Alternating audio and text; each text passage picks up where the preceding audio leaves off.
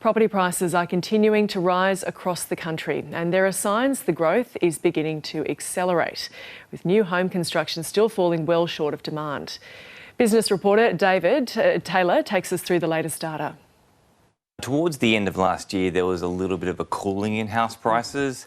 Higher interest rates, obviously, and there's been 13 interest rate hikes since May of 2022. If you get that kind of squeeze on lending and, frankly, demand, it bodes well for people who want to potentially enter the market. So you had that slight cooling in the market.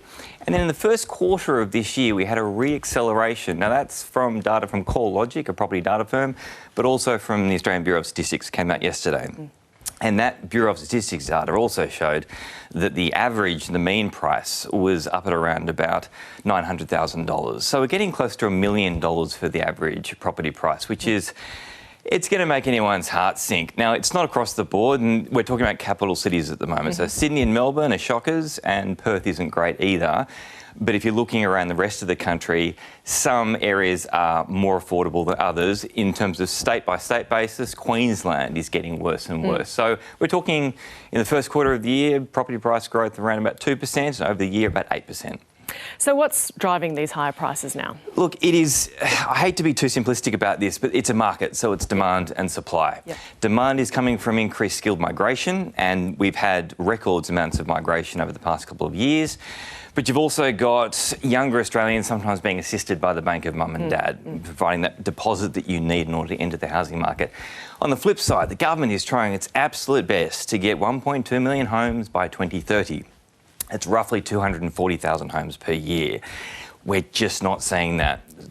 Last year, we were looking at about 150,000, 170,000 homes per year. It's crept up, based on yesterday's ABS data, to around about 200, maybe 210,000 homes per year. But demand is still overwhelmingly beating supply. Yeah.